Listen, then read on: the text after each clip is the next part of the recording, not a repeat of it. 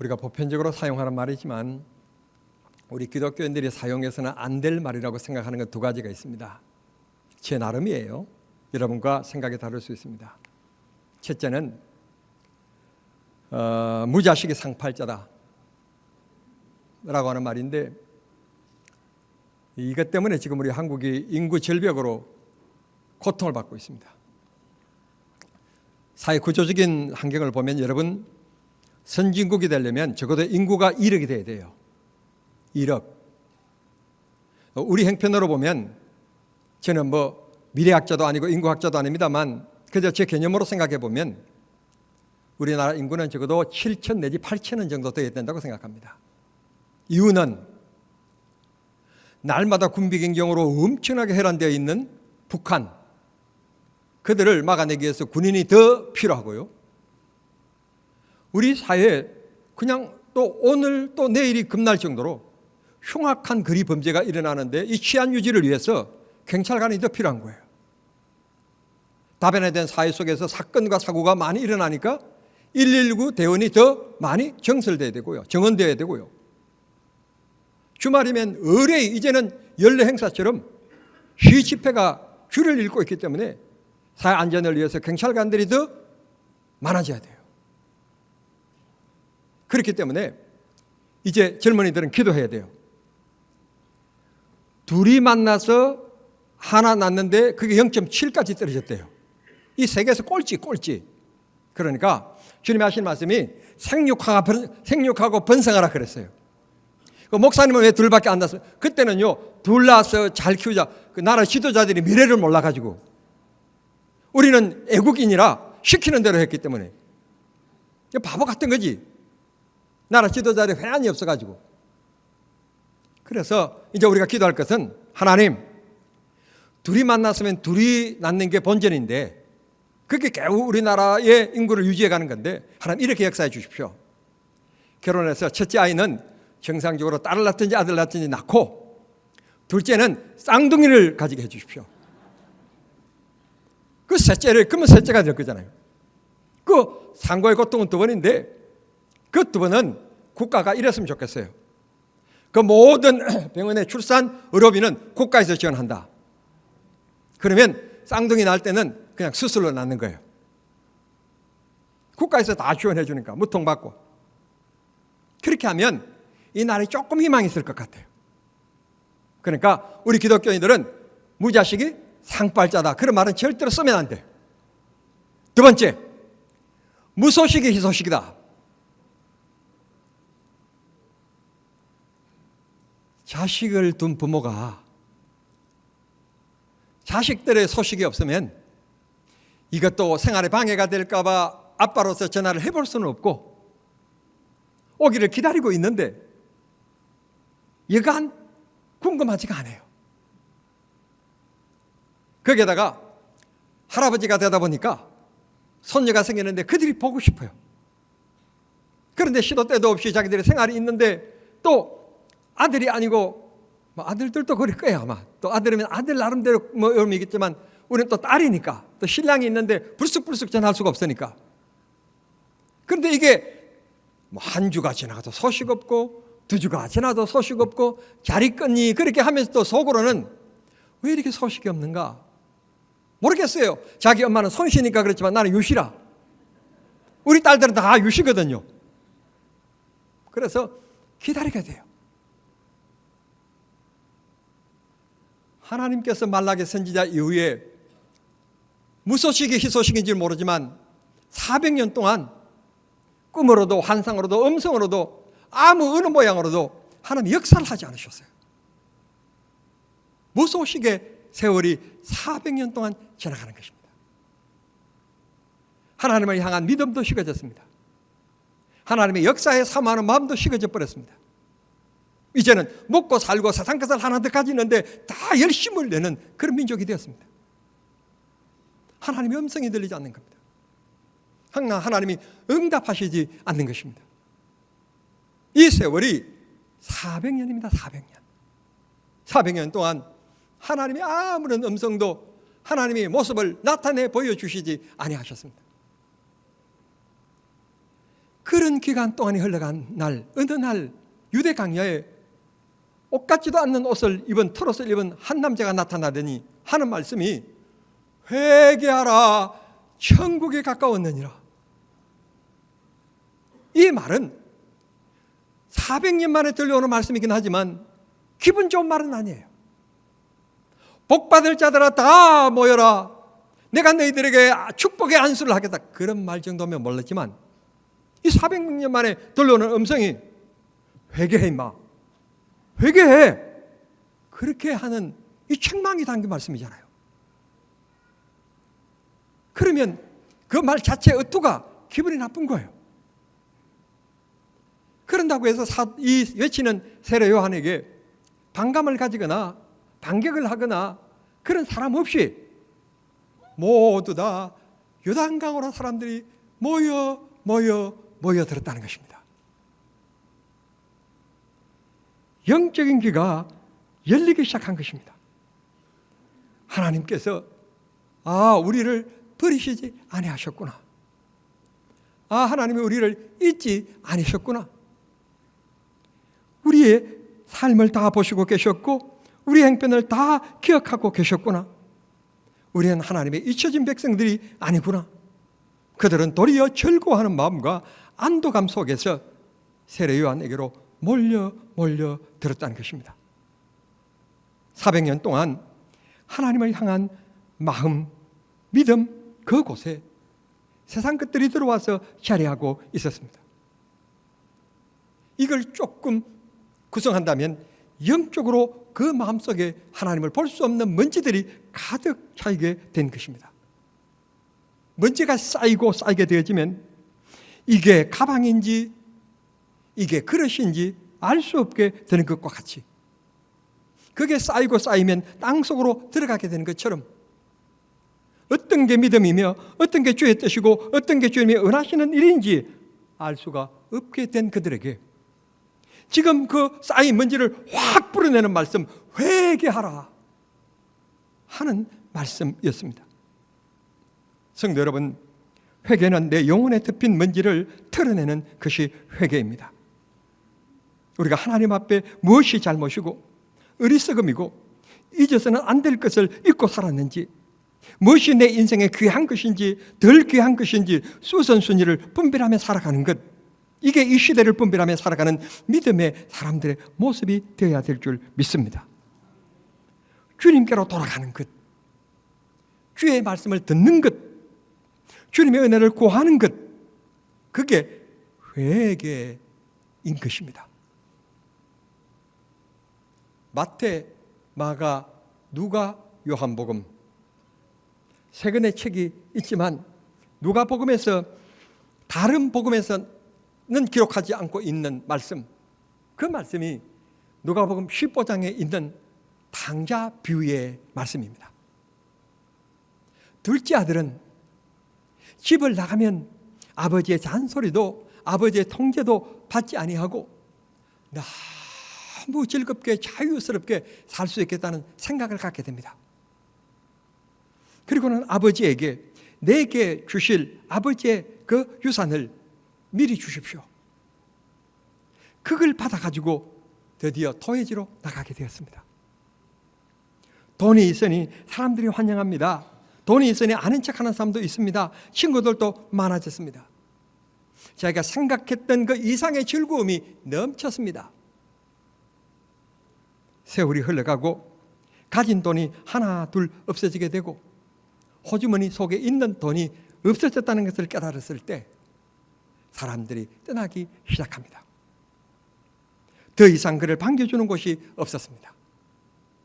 당장 먹는 문제가 문제되었습니다.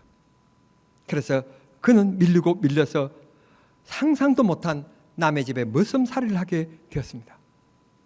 그런데 그 주인이 얼마나 깍쟁이였는지 먹을 것도 잘 주지 않으면서 일을 시키는 겁니다. 돼지 농장에서 죽어지라 일하면서 돼지 농장 위에 세워져 있는 나무, 거기에서 뚝뚝 떨어지는 지엄 열매, 그것을 돼지들이 누워서 입으로 지근지근 씹고 있는 그 지엄 열매로 그는 배를 채웠다고 했습니다. 그런 배고픔과 그런 고난 가운데서 드디어 생각해낸 것이 아버지의 집이었습니다. 우리 아버지는 너무너무 크고 넓은 농토를 가지고 너무너무 잘 살고, 우리 집에, 아버지 집에는 머슴들이 얼마나 많은데, 그 머슴들은 절대로 우리 아버지가 굶기지 아니하고 입고 먹는 거 다 책임져 주시고 자는 거 다 책임져 주고 배려해 주시는데, 내가 아버지의 집으로 돌아가면 이 흙이진 생활, 이 어려운 생활을 내가 모면할 수 있겠다는 생각이 듭니다. 그래서 그는 아버지 집으로 돌아갑니다. 누가복음 15장 19절은 이렇게 얘기합니다. 아버지 앞에 엎드린 이 아들은 아버지에게 애원을 합니다. 제발 불효자라, 그리고 사람 같지도 않는 놈이라고 내쫓지 마시고 내가 열심히 일할 테니 종들 중에 하나로만 받아주십시오. 먹을 것을만 주신다면, 삭시고 그런 것 바라지 않습니다. 먹을 것만 주신다면 제가 종 하나로 제가 열심히 일하겠습니다. 이 아들의 애원에 대하여 아버지의 반응이 누가복음 15장 20절에 나옵니다. 아버지는 앞으로 일어나 뛰어나가 아들의 목을 끌어 안았다고 말씀하고 있습니다. 아들의 생각처럼 불효자라고 사람 같지도 않다고 내쫓은 것 아닙니다. 호통친 것도 아니고 나무란 것도 아닙니다. 말 없이 아버지가 자리에서 벌떡 일어나 뛰어나가 아들의 목을 끊어 안았습니다. 성경은 아들과 아버지의 감정의 교감에 대한 얘기를 생략하고 있습니다. 그러나 우리는 충분히 상상할 수 있습니다. 아버지가 뛰어나가 집 나간 오랜만에 돌아온 아들의 목을 끌어안기만 했겠습니까? 돌아온 아들 어깨를 두들거리며 끌어안으면서 잘했다. 내가 돌아오기를 잘했어. 내가 얼마나 기다리고 있었는데 잘한 거야. 너는 내 아들이야. 하고 얼마나 가슴 뜨겁게 끌어안으며 눈물 흘렸겠습니까? 아들 또한 이런 망나니 같은 나를 다시 아들로 끌어안아 주시고 받아주시는 그 아버지의 자비로운 모습에 그도 목매인 채 눈물을 흘리며 흐느꼈을 것입니다. 오늘 돌아오는 것이 회개입니다. 세상 자리에서 믿음의 자리로 돌아오는 것이 회개입니다. 세상의 개념과 관념을 가지고 살았던 우리가 하나님의 자녀, 하나님 백성이라고 하는 관념을 가지고 주님 앞에 돌아오는 것이 회개입니다. 교회 안 나왔던 사람이 교회 나오는 것이 회개며, 주님 앞에 감사하지 않았던 사람이 하나님 앞에 감사하는 것이 회개며, 내 마음대로 살았던 사람들이 주님의 뜻을 구별하며 사는 것이 회개인 것입니다. 지금 요단 강가에서 세례 요한이 베푼 비록 책망이 섞인 회개하라 천국이 가까웠느니라고 하는 외침이었지만, 모여드는 군중들 속에 실로 400년 동안 들려지는 하나님의 말씀 앞에 어느 누구도 그걸 반론하거나 헬기를 부르거나 그렇지 아니했습니다. 어쩌면 이럴 수도 있을까? 한결같이 회개 무릎을 꿇으며 모두 다 세례받기를 원했습니다. 하나님이 잊어버리지 않으셨구나, 버리지 않으셨구나, 하나님 백성의 증거인 세례받기를 모두 다 요구했고 자원했던 것입니다. 주님 앞으로 다가서는 것, 나아가는 것, 그게 회개입니다.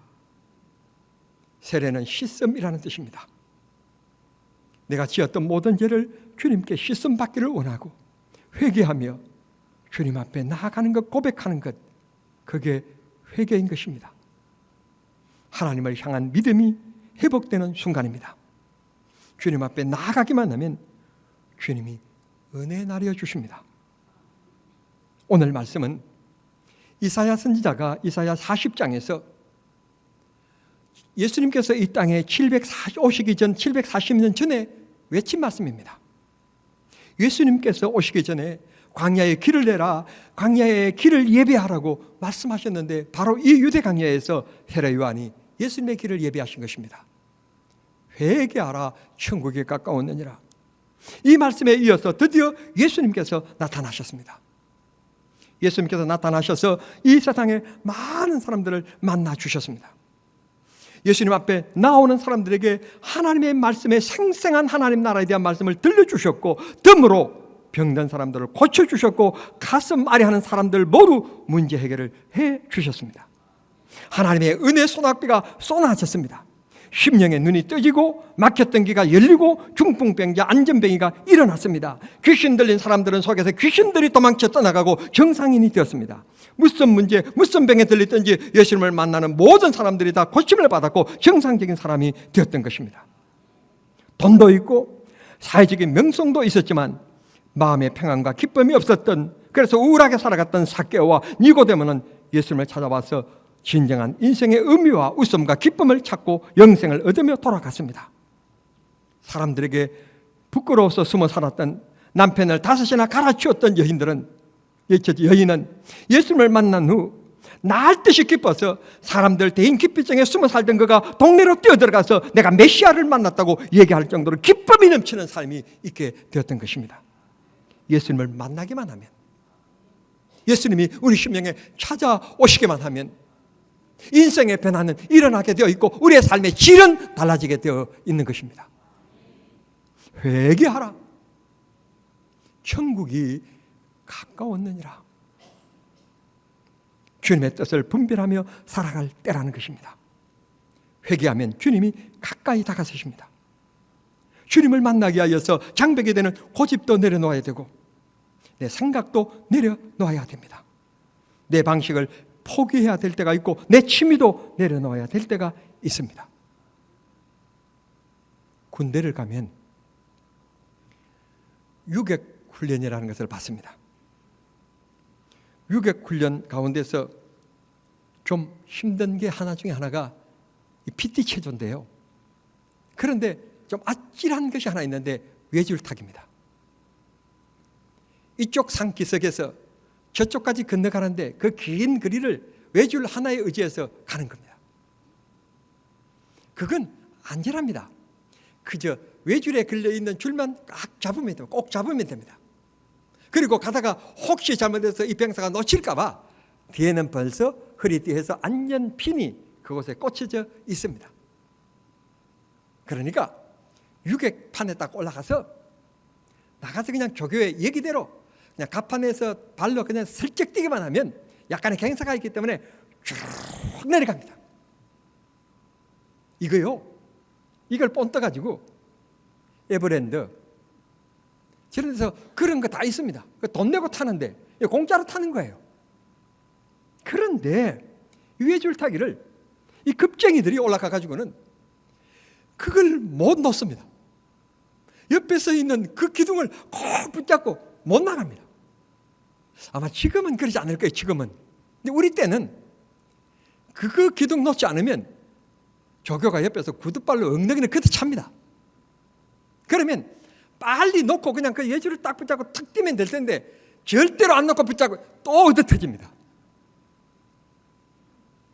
그 기둥을 손에 넣고 그 잡고 펄떡 뛸 때까지 계속 얻어터지는 겁니다. 그냥 결국은 조교가 이기느냐 훈련병이 이기느냐, 조교가 이깁니다.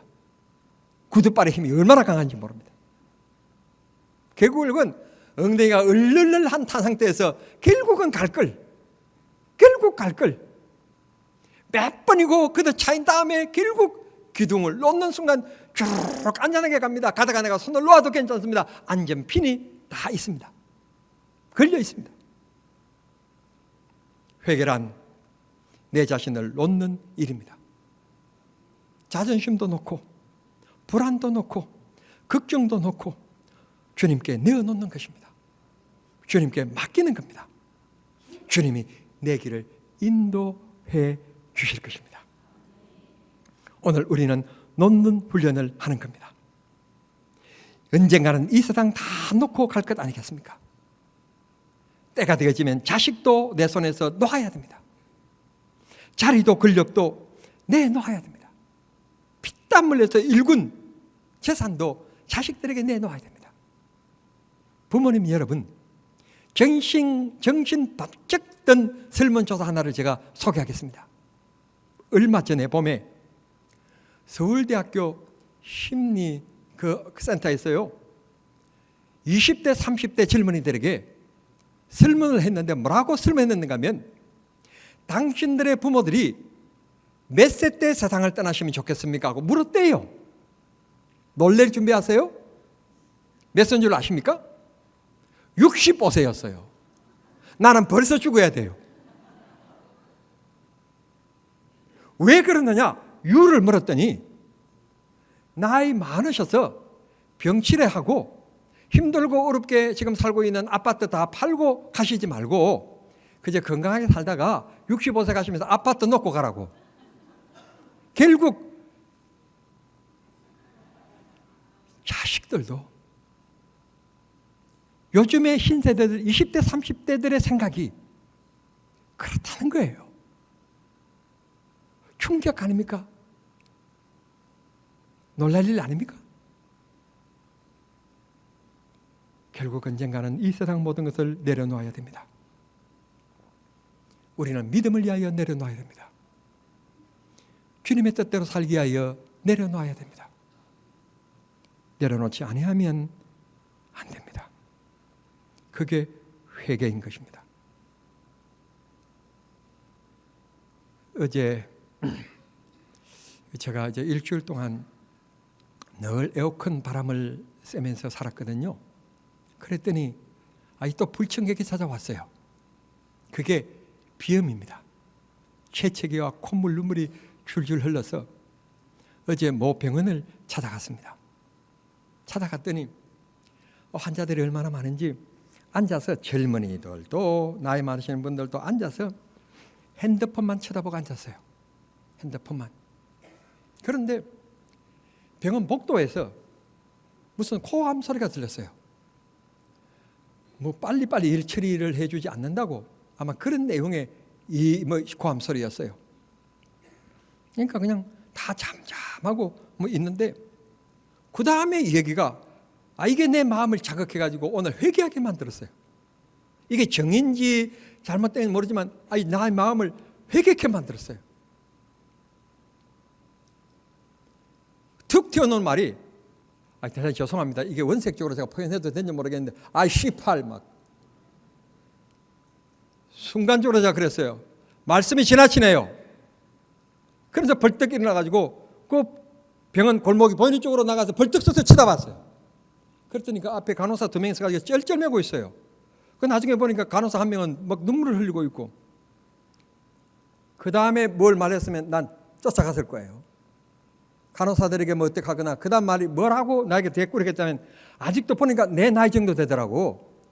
그런데 아직도 나는 기질이 있거든요. 우리 최승현이는 태권도 5단이라 태권도 관장이니까 내가 못 간다겠지만, 내가 그래도 유단자인데 숨겨진 게 절대로 내가 지금까지 돌려차기도 못 해봤고 안 해봤지만 난 충분히 감당할 수 있다고 생각해요. 약간 덩치도 있고 머리도 보니까 희끗희끗하던데 내 나이 정도 되던데 얼마든지 감당할 수 있을 것 같아. 그런데 다행인 것은 소리치고 나서 내가 복도가 가지고 딱 지금 째려보고 서 있으니까 나를 탁 쳐다보더니 조용하더라고. 이게 하나님 은혜, 하나님 은혜. 그렇지 않았으면 야 이만 네가 뭔데 간섭하냐고 혼나면 또 싸움이 일어날 건데.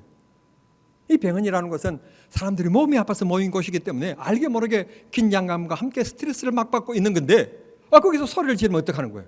거기다가 자기 딸과 같이 그렇게 안내해주고 봉사하는 그 간호사들 고맙지. 뭐가 잘못됐으면 내가 지금 이렇게 기다리고 있는데 뭐 사고가 있는가 본데 빨리 좀 찾아봐달라든지.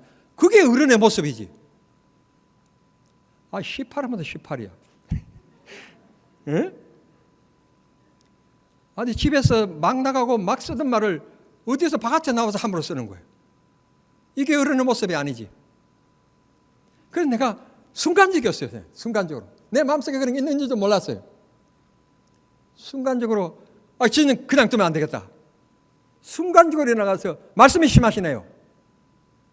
감사한 것은요, 내 목소리에 다른 사람 다 놀래가 다 쳐다보고요, 내가 또 벌떡 서 있으니까 더 쳐다보고 있지. 그런데 그 순간에 딱 머리 선책하는데 아이쿠만이나 이 중에 내가 목사라는 걸 아는 사람이 있다. 큰일 났다 이거, 큰일 났다 이거. 어? 이 중에 목사라는 것을, 내가 목사라는 것을 아는 사람이 있을까 봐. 그 다음부터는 내가 자리에 앉아가지고 똑바로 꺾이 서고 공손하게, 그 다음에 띵동땡 8번 진로실로 들어오십시오. 예! 대답 탁하고 훈련병처럼 가서 모범적으로 딱 각도 있게 그렇게 진료받고 왔어요. 그리고 와서는 하나님 아버지 죄송합니다, 미안합니다, 용서해 주십시오. 아직도 이 성격이 죽지 않았네요. 목사답지가 않네요. 그런데 목사로서 또 그 자리에 또 침묵하고 있으면 안 되잖아요. 그렇죠? 여러분들 제 편이죠? 아닌가? 성도 여러분, 이것까지라도 내려놓을 수 있으면 얼마나 좋겠습니까? 주님, 내려놓게 해주십시오. 회개의 삶을 매일 미순간 살아가게 하시고 남을 나보다 낮게 여기며 높이며 겸손하게 살아갈 수 있는 힘을 주십시오. 할 수만 있다면 제가 더 많은 사람들을 도와주고 더 많은 들을 섬기면서 살아갈 수 있게 하나님 복을 주십시오. 주님의 영광이 되게 해 주십시오. 그렇게 기도하게 되는 것입니다. 이 세상에 힘든 일이 많습니다. 어려운 일이 많습니다. 아브라함 때 역사하셨던 그 하나님, 고난 중에 빠져 소망이라고는 하나도 없었던 다윗 때에 일하셨던 하나님, 지금도 우리를 통해서 일하시기를 원하십니다. 저는 지금 그 은혜를 체험하고 있는 중입니다. 하나님은 위대하십니다. 사람들은 우리를 공경에 밀어넣지만 하나님은요, 우리를 넣지 않으세요. 하나님 붙들어 주세요. 지켜주세요. 믿으시기를 바랍니다. 이 시간 우리 당자처럼 방황할 때 우리 찬양 함께 하겠습니다.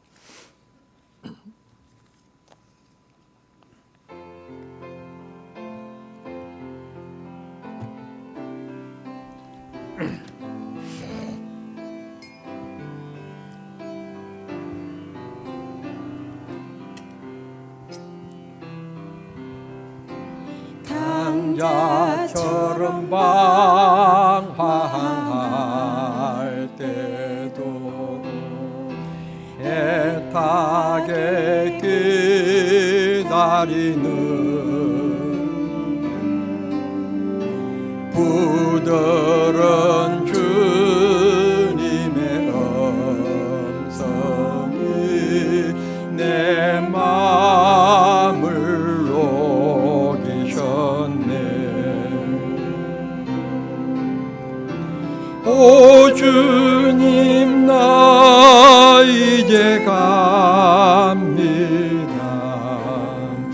날 받아 주소서.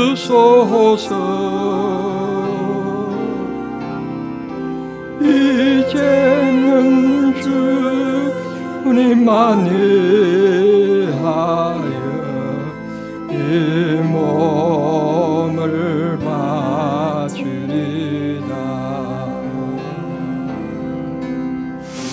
불순종한 요나와 같이도 방황하던 나에게 따뜻한 주님의 손길이 내 마음을 녹이셨네. 오 주님, 나 이제 갑니다. 날 받아 주소서.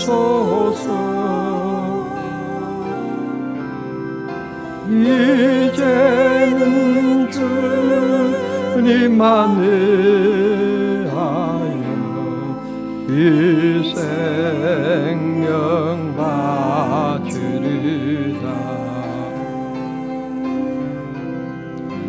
험당한 저 고멸과 같이도 방황하던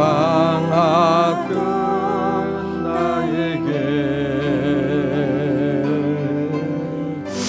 나 그런 주님의 용서가 내 마음을 녹이셨네. 오 주님, 나 이제 갑니다. 날 받아 주소서.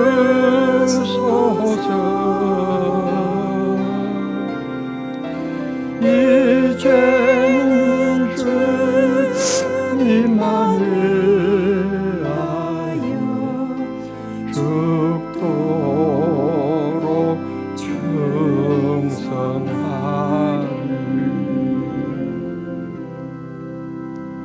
하나님 아버지, 탕자의 생활하지 않게 하시고 주님의 손 놓지 않게 하시며 주님의 말씀 밖에 나가지 않게 해 주시옵소서. 사랑의 주님 안에 거하게 하시고 주 안에 자유함이 있음을 깨닫게 하시고 주님이 내 인생 책임져 주시고 인도해 주심을 믿게 해 주시옵소서. 사람들이 모략과 계략으로 수렁텅이로 끌어들이려고 하지만 하나님께서는 우리의 힘이 되어 주시고 반석이 되어 주심을 매 순간 체험하게 하심을 감사합니다. 하나님, 이제 기도하옵기는 몸이 불편한 분들을 위하여 기도합니다. 손을 가슴에 얹었습니다. 주여 고쳐 주시옵소서. 이 손길이 주님의 손길이 되기를 원합니다. 내 가족 중에, 내 부모님, 내 자녀들 중에 몸이 불편한 분들을 기억하며 손을 얹었습니다. 주님의 영이 임하게 하옵소서. 하나님께서 깨끗게 해 주시옵소서. 혼미케 만들고 세상 것에 유혹당하게 만드는 더러운 귀신은 내 마음속에서 떠나가게 해 주시옵소서. 주님 앞에 정결한 삶을 살게 하시며 주님 앞에 경건의 삶을 살게 하시고 주님의 자녀다운 건설을 누리며 살게 해 주시옵소서. 성도들의 사업과 직장을 축복하여 주시고 경제가 힘들고 어렵다고는 하지만 주님이 역사하시는 사업장들이 다 되게 하여 주셔서 바쁘고 힘든 일들이 있게 해 주시옵소서. 한가한 일이 있지 않게 해 주시옵소서. 기계는 바쁘게 돌아가게 해 주시옵소서. 거래처가 잘 되게 해 주시옵소서. 공부하는 학생들에게 지혜와 명철을 주시고 군복무 중에 있는 아이들에게 하나님의 은혜를 베푸시며 군복무를 앞두고 있는 이들에게 선한 길로 인도해 주시옵소서. 예배 참여 못한 분들 어느 곳에서 모살하든지 혹은 이 방송으로 하나님 앞에 예배 동참하고 있는 모든 심령들 복을 나려 주시옵소서. 대한민국을 축복하시기를 원하옵고 예수님의 이름으로 기도하옵나이다. 아멘.